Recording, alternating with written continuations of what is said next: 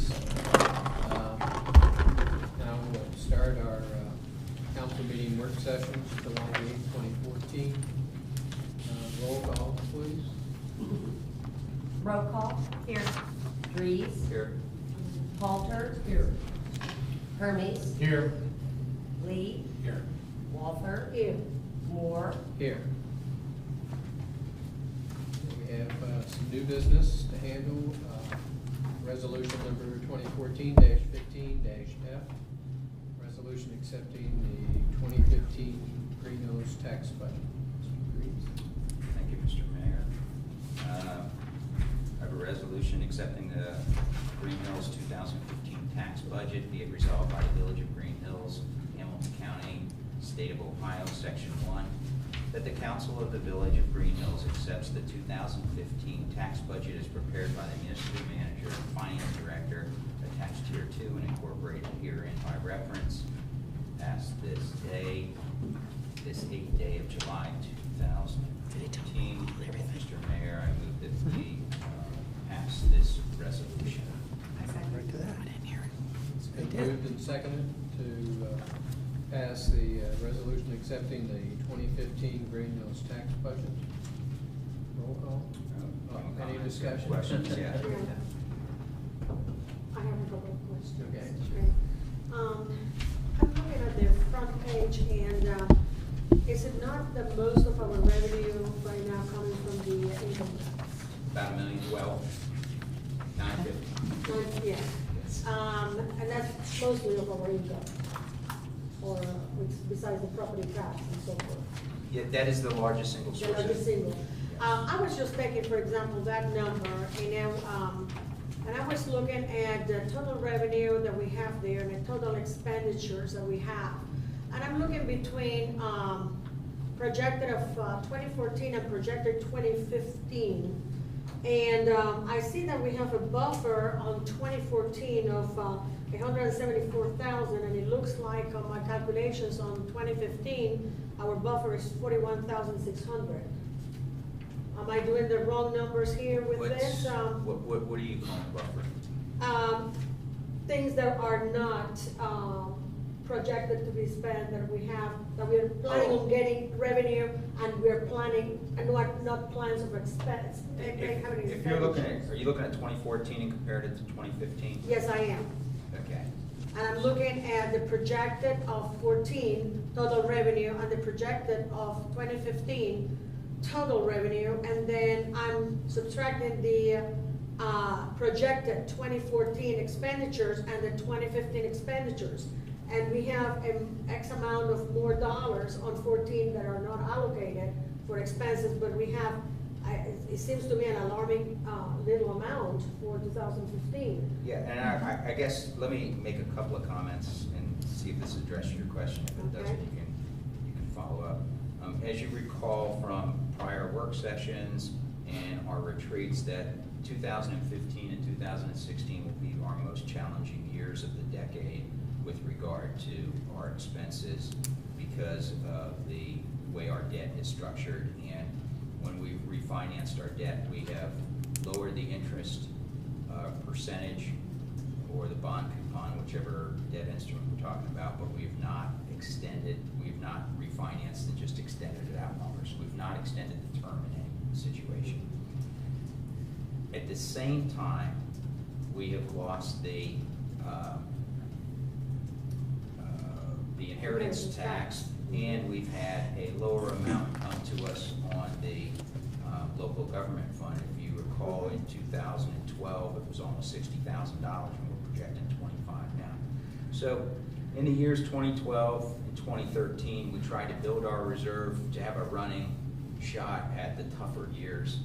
And so you can see that our fund balances on January 1st were growing for a period of time, and now they're going to decline the next 2 years.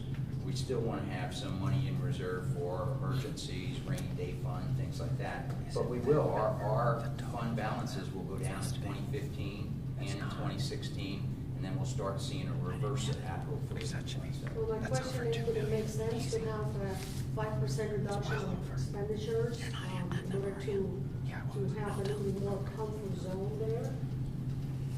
I mean, It's a speculative comfort zone. I mean, we could put a big cushion, right? I mean, isn't it speculative? yeah, it is, and to the extent that we will end this year with $613,000, which is roughly, if you put that against this year's expenses, if we didn't pull in any money for about 5 months, we could still pay all our bills. So we still have a pretty good cushion there. And as we go through the year, if we think that our revenue's not coming in, then we'll look on the expense side. Also, I have a question on the streets and services. Well, I was just gonna add too, that we do have a couple of unknowns that come at the time of the appropriation, and the two that come to mind would be any increase in healthcare and also property insurance. So right now I've built in fairly hefty increases for those, but. That was going to be my next Yes, question, so- the health insurance. What is the percentage that you have right now as a guesstimate, or have you received any hard data for that? But we have received no hard data. And in fact, what I did is, that this reflects the village's portion, which I only increased our portion 5%, because if it goes higher than that for us, we're gonna have to change the percentage of pickup. Or the structure of the program. Or totally restructure the program. I felt that was really all we could bear in terms of growth in that area. Okay, on the streets and maintenance, where does it show our expenditures having to do, for example, for regular everyday operations and purchasing of salt? Because, for example, I just read an article in the Inquirer that $47.91 per ton of salt was what we had before and has spent before, and right now we're looking at $73.41 per ton. That's an increase of 65%. If we have another winter like we just had, hope not, but if we have another winter like we just had, do we have also here in the calculation, the 65% increase for the salt? Right, and that, you'll find that under, well, it's street maintenance repair other, the 230,000. Okay, that's what I saw in there. That includes that additional cost. Correct. Yeah, you're, okay.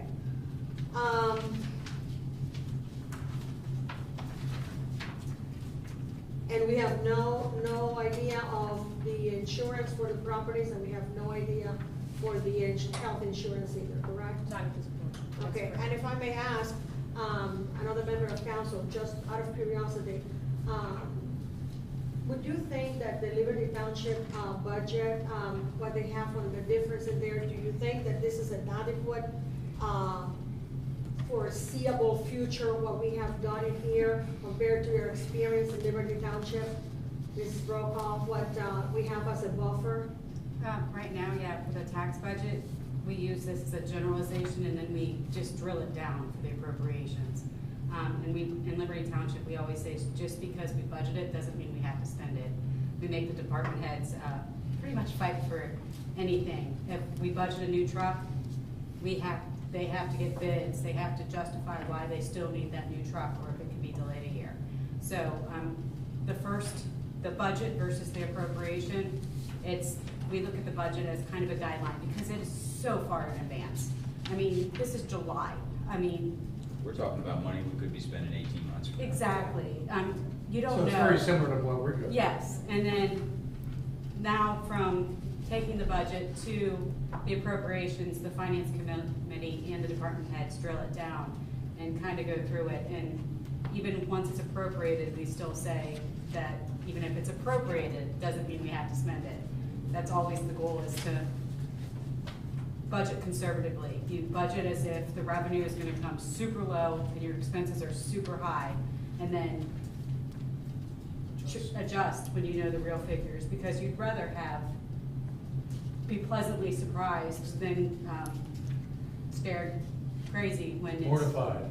when it's completely opposite of what it is. So So you feel that the buffer that we have right now, your experience as an accountant, is an adequate one? And we should not consider an extra 5%, let's say, of of reducing the expenditures right away? No, I would say that would be something that as council, we should tell the finance committee, this is the budget. When we get to the appropriations, maybe that's something that the finance committee should look at, say, can you find overall 5%? And if you can't, how can you find it? So it usually has to be justified. I know one year with raises, our manager said, we can give raises, the only way a department can give raises is that they can find the money. So they had to save the money in other accounts before raises could happen. So it's one of those things where department heads and council has to be accountable. You have to say, okay, we do think raises are appropriate, however, we think this is how much money that would take, so where can we find it? So I think that's something the finance committee can look at and drill down and get better numbers. I have another question for you, since you're also the chair of, for the police department expenditures and so forth. And you know, in the last meeting that we had, we are going to be down 2 units. We're looking for one and then the other one. How do you foresee the payable amount for that at this time with the budget that we have? That is gonna be something that we send over to both Yvonne and now the new finance director is gonna have to start looking to make sure that we can afford it. The sale of properties unfortunately seems to be a good way to fund it now. Unfortunately, that is also an unknown. Correct. So that's, I mean, that's when you do conservative budgeting. You don't say, we expect to have the sale of so many properties next year, this is how much income we can get. You kind of keep that low because that's an unknown. It's kind of like not being able to budget for what was the estate tax in the past. You kind of, I know in Liberty Township, we didn't budget for it. And when we got it, it was windfall. So that's kind of unfortunately how we have to look at the properties right now because you can't know when people are gonna buy them. We hope, but you can't budget it in at an extremely high level because of just when. By looking at that answer, I have to imagine that we're going to go into an additional expense of one cruiser at least in the immediate future. How are we going to afford the payments of that when we have already other payments that are due at the same time? Yeah, we have some money from the sale of some properties. The finance director is gonna have to look at. I talked to Matt Leasing. today, and he's working on various financing options to bring to us for the cruisers. And that, I mean, that's just something the finance committee is gonna have to discuss about leasing options or buying outright, you know, paying it over multiple years opposed to paying it up front. And also, I think the original desire was for 2 cruisers, and I think we're moving down the path of 1 cruiser and get to the second as soon as possible. Since it looks like we can. Point of history, in the olden days, we never submitted a budget with a carryover with the county. And part of that was traditionally, 30 years ago, you submitted a budget in the red, and there was some additional funding available from the county. You might get a little money. Well, that went away. That's not possible. But, so then we just submitted a budget with no carryover. And the only thing we, because the budget is basically a guesstimate and sort of a wish list maybe. And the only thing where we did concern ourselves with the carryover was when we did the appropriations. And at that time, we felt comfortable being able to have a 2-month operating carryover versus a 6-month. Yeah, this is a little more than 4-month carryover. Any other questions? Hearing none, roll call. Roll call. Aye. Dries. Aye. Halter. Aye. Hermes. Aye. Lee. Aye. Walther. Aye.